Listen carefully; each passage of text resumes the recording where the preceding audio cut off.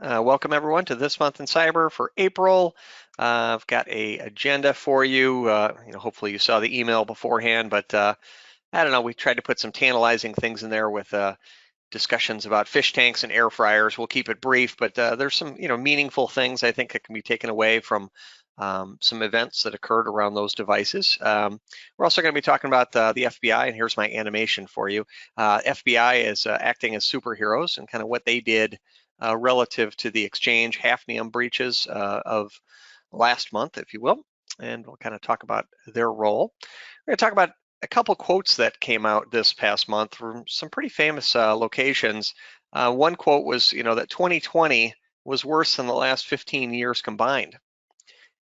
And another quote from a prominent financial person came out, the number one concern to the economy is cyber risk. We're going to talk about kind of the origin of some of these quotes and what the meaning is behind it, especially against the backdrop of, surging stocks, vaccines going in arms, case counts going down, things of that nature. So a lot of positive news, but yet, there's still, I think, some properly vetted concern out there in the industry. So we'll talk about that a little bit. And then on that topic, I know we're all accustomed to the idea of COVID variants. But we're going to talk a little bit about ransom variants and kind of two new nuances that have occurred this month, and some stories from some relatively well-known suppliers, if you will. So with all that said, as an agenda, I guess I put up my first animated slide here. Our goal is not necessarily to scare you, but to properly scare you and at least arm you with some information. And I think it's healthy to kind of look at that and also look at it relative to what we can do about some of the scariness that's out there. So these stories are designed to scare you a little bit, but only to the point that your preparation plans become ready to meet these. So one of the stories that came out in April here was that billions of records have been hacked already. 2020 was being called the year that the hackers won. More data records were compromised in 2020 than in the past 15 years combined. There's a graphic thereof. Cases of ransomware are on the rise, up about 60% since 2019. So 2020 was not positive from that perspective. Things are getting worse. Obviously, the financial or the COVID crisis, the healthcare crisis, which caused a little bit of a economic crisis, had a big impact on that, right? There was a lot of capabilities to maneuver behind the scenes. All of a sudden, people were working from home. We weren't necessarily prepared to go do that. IT was under some constraints. Organizations were under constraints.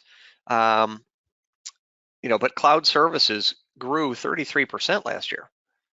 Security only grew 10%. So, the ability to kind of keep up with that was challenging.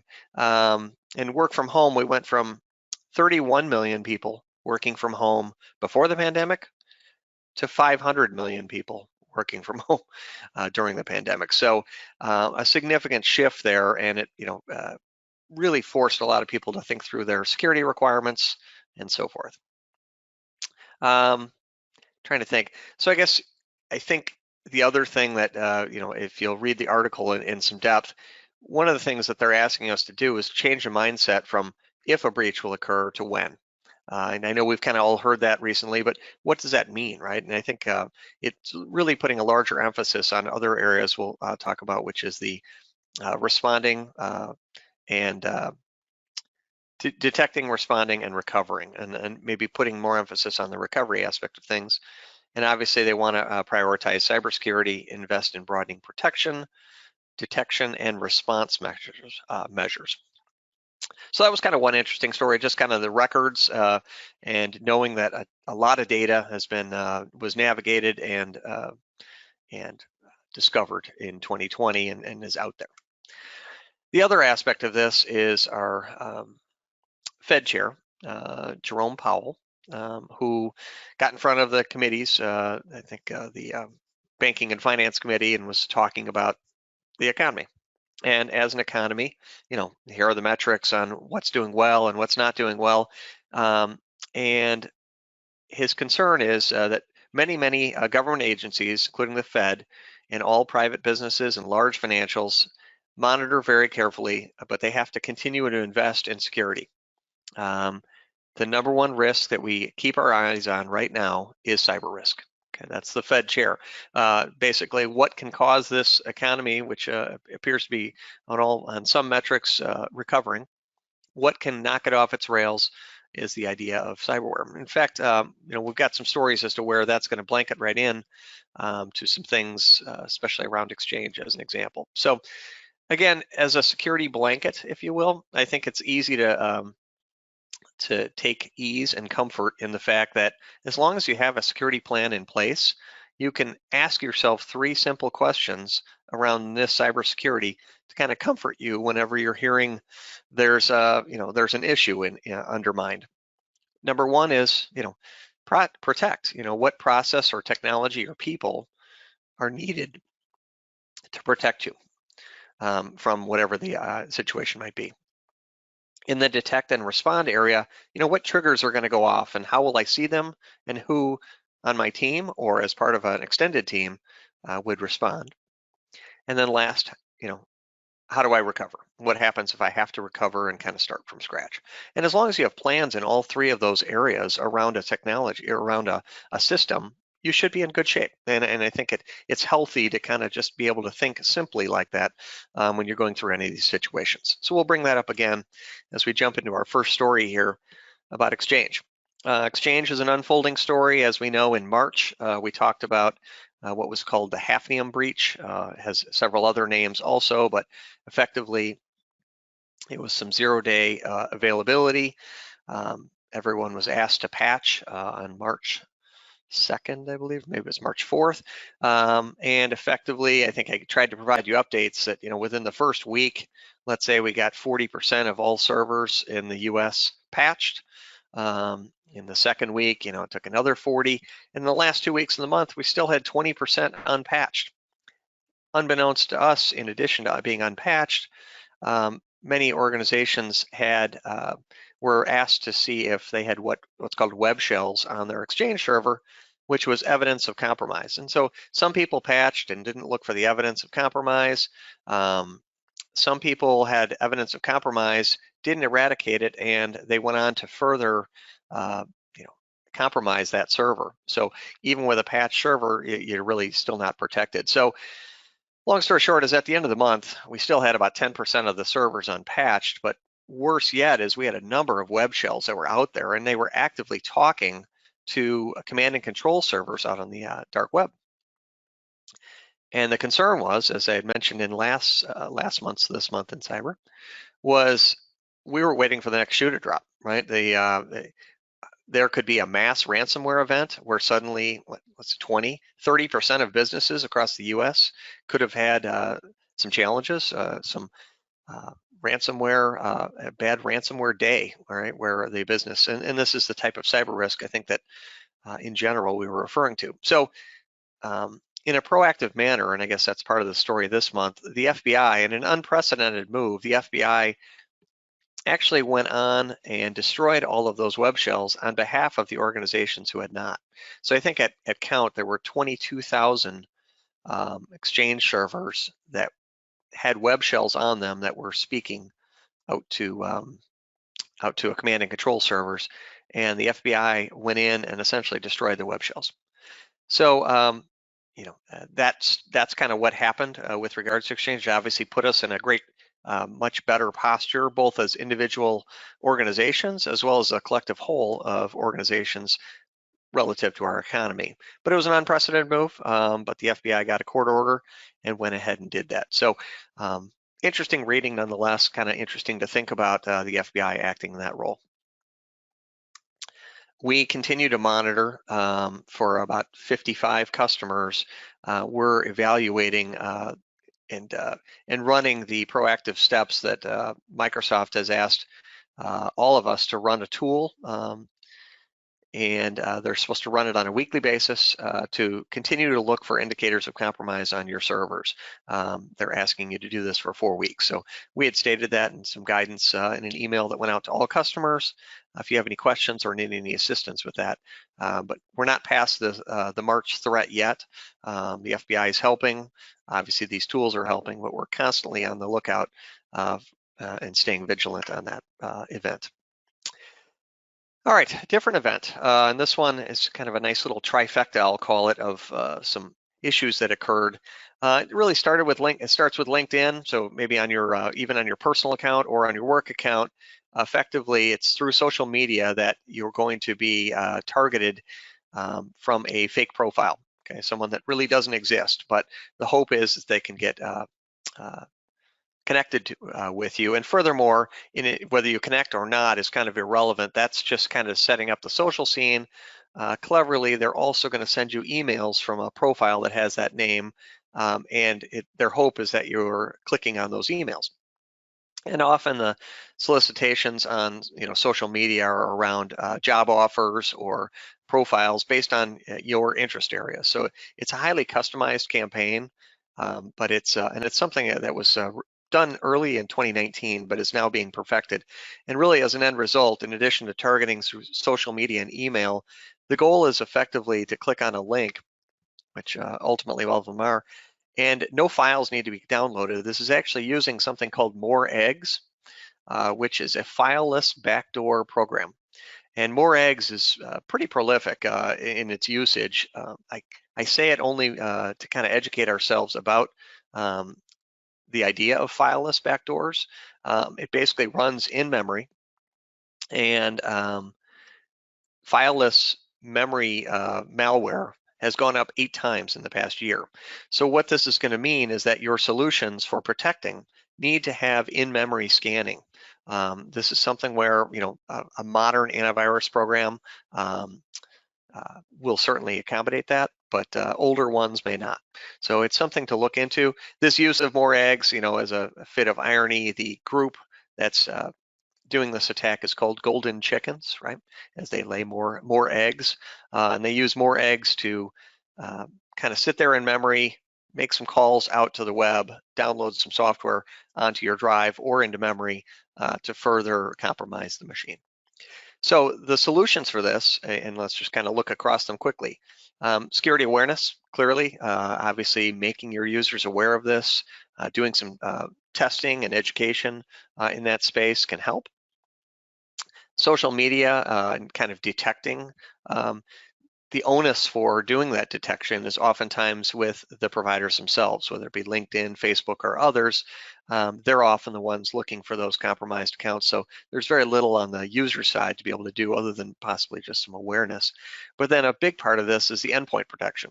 WebRoot or other in-memory scanners have in-memory protection that are going to provide capabilities there. So interesting story. Again, the link is there on the bottom right, from April 5th in dark reading.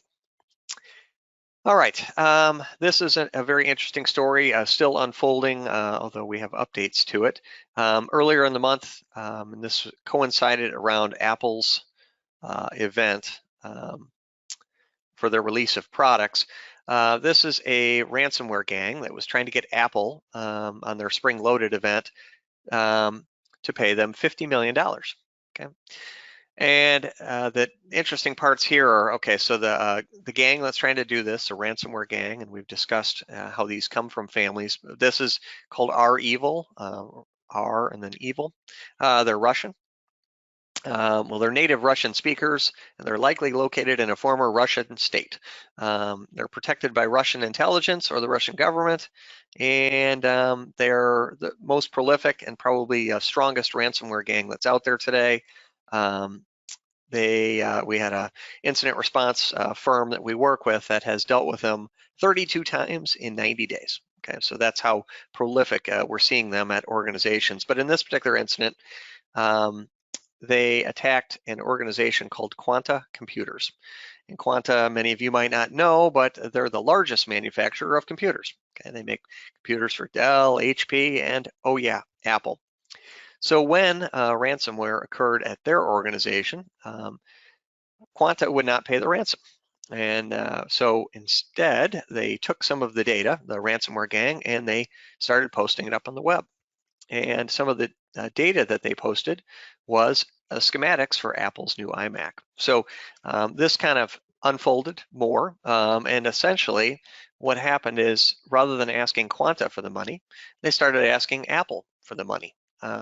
As you know, Apple's very secretive about their product development, and when schematics for their new iMacs were coming out, as well as I think it was their new MacBooks, in advance of a press event, it obviously caused great concern. So the moral of the story on this, and kind of the part I want to drill in on, ransomware was always, began, I guess, as lack of availability to data. So they locked up all your systems and you couldn't get at your data and systems, and that was the issue, and it caused you to pay. That is yesteryear's ransomware, okay? That business disruption is great. However, what it really has become is theft. They basically are stealing the data first, as we've talked about numerous times. They're stealing the data first and using ransomware kind of as a last resort at the end of the trail.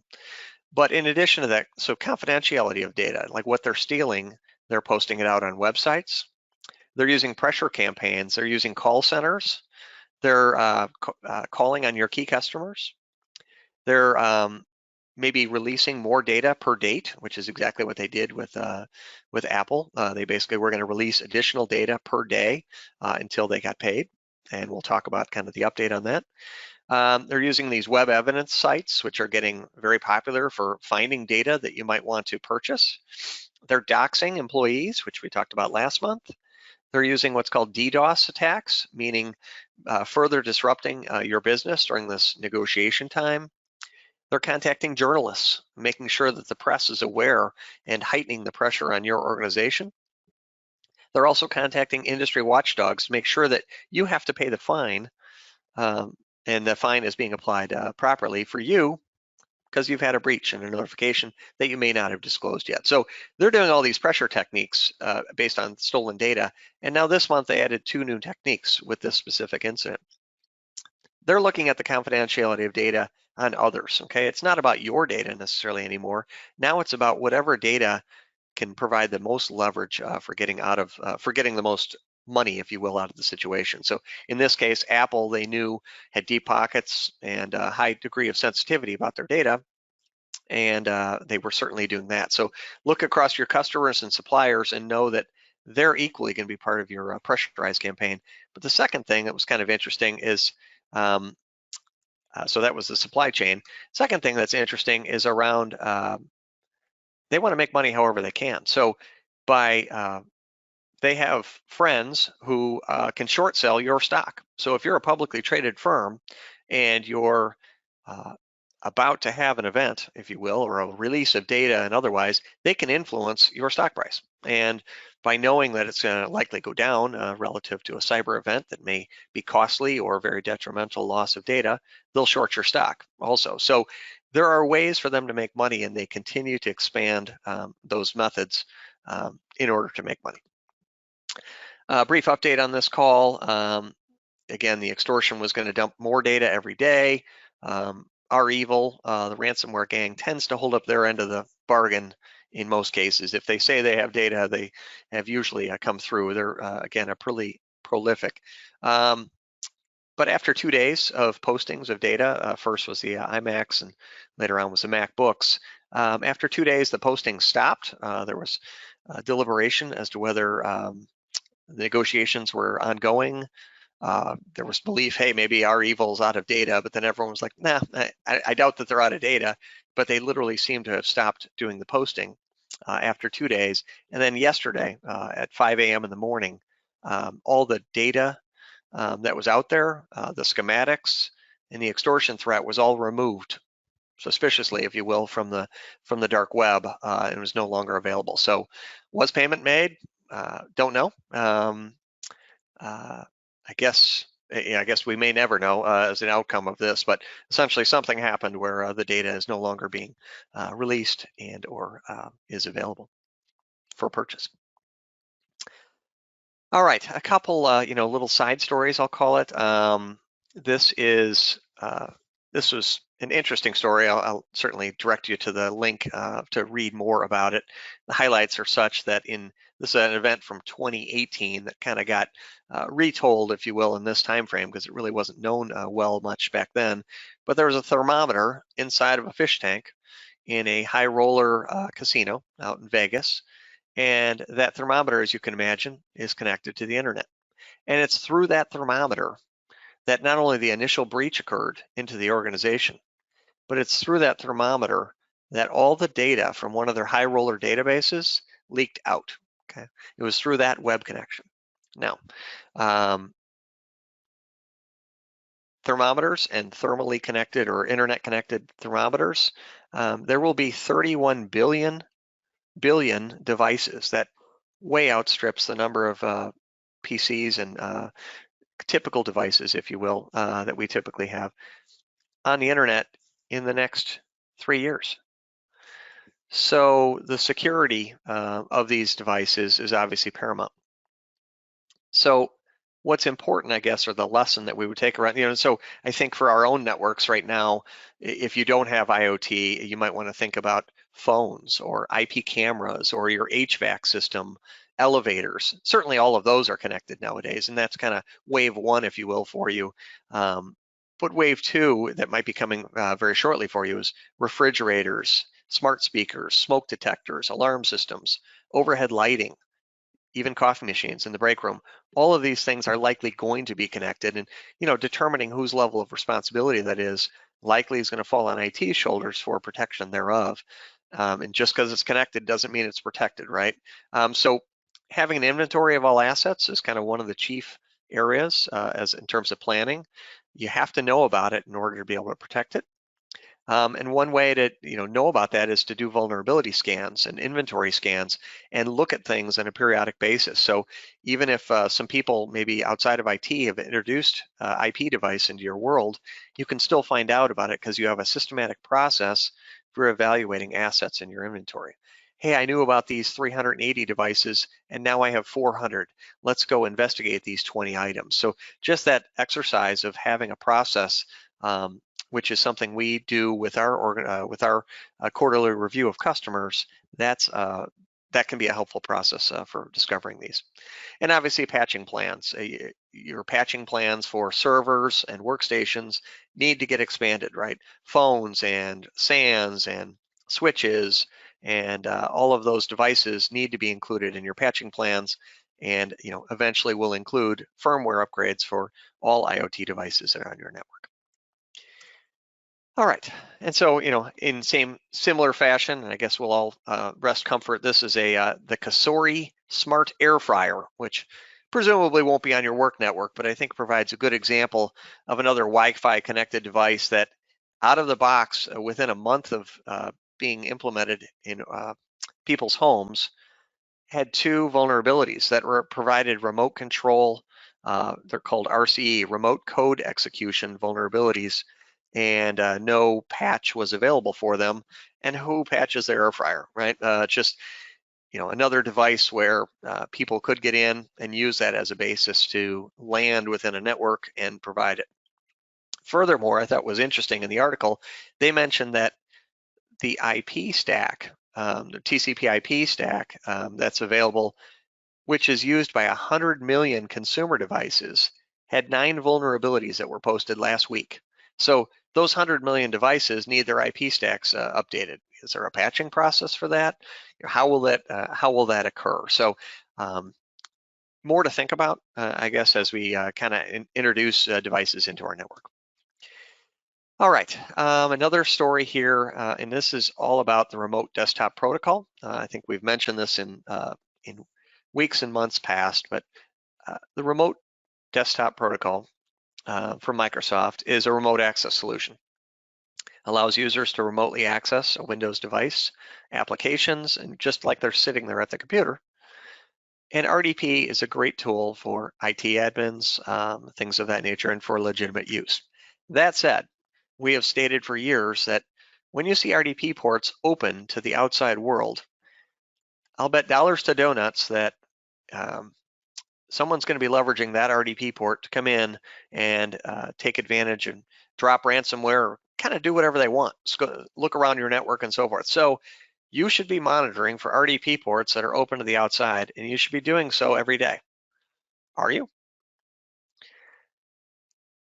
Why is it bad? Well, in addition to the port being open and fully capable of being remote controlled, there now is a database of all the RDP servers, not all of them, but 1.3 million IP addresses, possibly containing your organization, in addition to the login and password that can be used at that IP address. So essentially you have, here's where to go, here's the protocol to use, and here's the login and password. You have all the keys to the castle for 1.3 million organizations and or devices.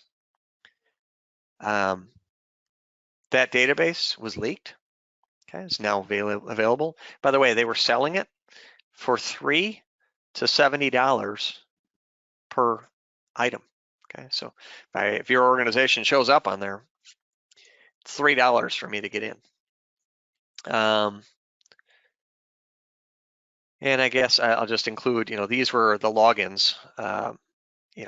For the most part, they had admin creds for a lot of the organizations, user creds, other system accounts, and so forth were the ones being leveraged. And the passwords that they found for part of those credential databases were equally weak also. So if you want to use identity as a perimeter, hey, my RDP ports are open, but I'm going to have much better identity perimeter. In this case, it didn't appear to be the case there either. So you should be scanning for RDP ports every day. It's part of a service that we do, but it's something you should be looking for within your environment. We also had a browser vulnerability this past month, both on Google Chrome and Microsoft Edge. The good news was, for the most part, the browsers nowadays are sandboxed. Chrome and the newer Edge, they're sandboxed, so they don't really impact the underlying OS. The bad thing, though, these vulnerabilities were pretty nasty, and they allowed for remote control of the device. Good news is they fixed the code right away, and if you're set up for auto patching, it probably is patched. The bad news is, and I'll challenge you, currently today, are you able to detect, are you able to run a report on who's running what version of browser by version? And can you pull up that report in the next 5 minutes? And if you can't, then your detection skills are lacking. Oftentimes browsers are installed on servers. Is that the case for your situation? From a protection perspective, have you included browsers and Java updates and so forth as part of your patching sequence? And as part of responding, are you able to prevent usage of browsers by version? So I only will allow this version of browser to use. Therefore, you could take away those browsers that are vulnerable. All of those are capabilities that you can just ask yourself the simple questions that we said in the beginning.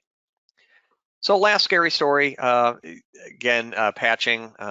This was a very nasty month. So in addition to March having its Exchange patches, April had 4 Exchange server patches that were top of the charts in terms of vulnerability, remote code execution, and then furthermore, Microsoft had 19 dire critical OS patches that allowed you to seize remote control of vulnerable Windows systems. So bad stuff out there. But in general, from a scary perspective, our goal is to kind of solve things. We hopefully, we're able to show you that NIST can be a good security blanket. And the last slide I think I have from a solutions perspective is the only thing we care about from solving this is helping you, know what you're responsible for managing, whether it be workstations, servers, infrastructure devices, mobile, or the users themselves, and how many of them you have. Those are the questions we're asking. And then from there, it can be a black box if you'd like, right? We can sell you the black box, meaning we'll take care of it. Or there can be some shared responsibility in any of these areas. So in prevention, we can, help you. We can completely offload or help you from a patching perspective. Onboarding, determining whether you have new devices. We can take over your antivirus. We can do that port scanning I mentioned. We can help you with, the internet and your users from a security awareness. Those are just some of the areas upon which we help. And then similarly in the detection area, we've got monitoring capability, as well as people and process around all the aspects of your network. So we can detect and we can serve as an escalation point or as primary responders with regards to events that are occurring in those spaces.